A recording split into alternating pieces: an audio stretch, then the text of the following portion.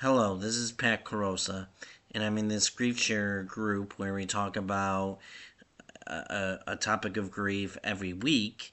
And this week is about the grief and your household, which is basically about your loved one not being there anymore and the loss that is being felt uh, either in your intermediate family, yourself, or the extended family. I lost my dad in 2017 to cancer and my grandfather in 2024 to dementia. And this is a very tough topic for me because it talks about really rough emotions for me. I remember, after all of the wake and the funeral and everything that led up to that, and just after all of that was done, just sitting down and hearing a silence, and it was a different silence that I really never heard before. And I walk around the house and look at where he used to sit in the den, or where he used to lay in the living room, or where he used to sit for dinner, or where he used to sit in the family room watching TV. And, and him not being in all of those spots was really rough for me. It told me that he's not here anymore, or at least his presence is not here anymore. And right now he's only a memory, which was really a tough realization for me to come to terms with. And in the 7 years since he left, I realized just how much he's missed, either in my life or in my intermediate and extended family. Um, I think the biggest thing that is missed by him is his overall leadership. His ability to sit down with you and calm you down and talk through your feelings and make sense of everything, because that's what he truly did to a lot of the people in his family. He had this ability to really talk to you and make sense of everything.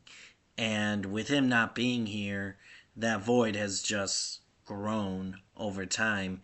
And, that is really tough to see sometimes.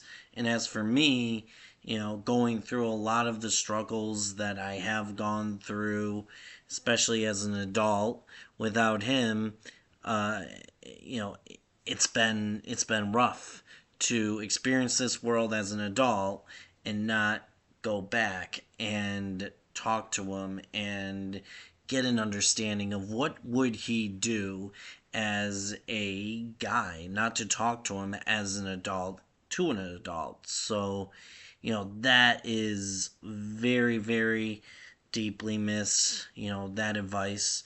His cooking, his recipes.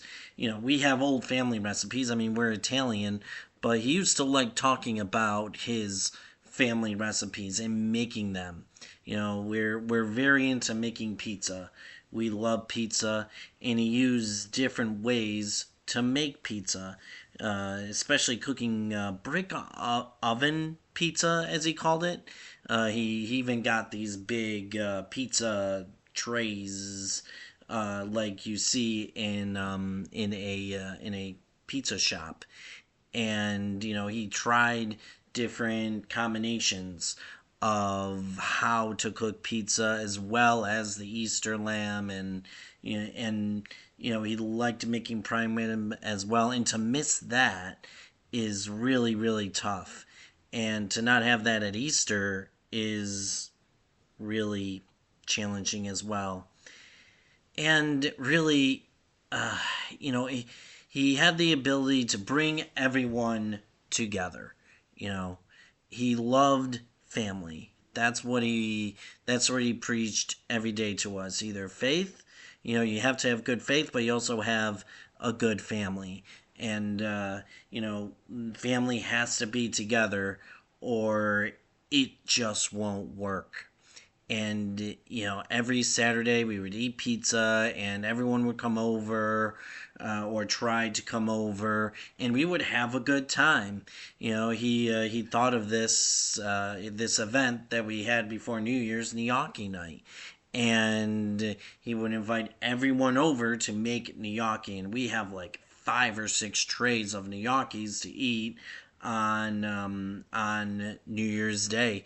And and we would have shirts that said Team Gnocchi, and it would just be a really great time because he wanted everyone to be together, for the holidays, or just to laugh and to enjoy each other. That's what he really liked the most. And and to not have that is really, really, just really, really tough, really, really challenging. And you lose some of that. You lose your personality a little bit, because he was a funny guy. He would make you laugh and smile. Especially when we went on road trips, he would always crack a joke, or give you motivation that we are almost there, but you also like to have a good time during that as well. And I think that's the biggest thing, is his overall joy and his demeanor, and his positivity is just it's missed. It's missed. And events, going to Bills games. You don't know how much I miss that, especially when the Bills are really, really good right now. Super Bowl caliber. They have an NFL MVP quarterback. And for him not to experience that is just really, really, really tough. And and not to have a Bills conversation with him. I miss all of that. And, to look through his possessions too, because, I just see, what he used to wear. And it just, sometimes it feels weird to put on something that he used to wear, because that's my dad's. And it's hard to separate that, to give that away, because it would mean so much to him as well. And the last thing that is missed is building houses. He built so many houses in his around the Rochester area. He built his siblings' houses, as well as this house. And in the last year of his life, he built the wood paneling on the around in the family room over here, which is quite impressive. That he did that, and he loved that. He loved doing that. He made a lot of sacrifices in his life. He really did. With me, or with his children, and he never really saw the house finished. But my mom was strong enough to finish it, for him, and that's incredible. Um, so you look at everything, the milestones that happened after he left. Two grandsons for him. His daughter getting married, me, going to jobs, and and my brother as well. And you look at that and you're like, how can you move on from that? That pain, that miss. And sometimes I feel like I have to fill the void for my dad, and I realize that's a tall task, because he really was a great guy. He really was. And, it's hard to use them in the past tense too. And, you know, I feel like you don't really, if you're filling the void, I feel like you're doing it wrong. It's more like okay, he's in somebody else, he's not here anymore. You just have to do the best you can and try to remember the lessons that he taught you and be better for that.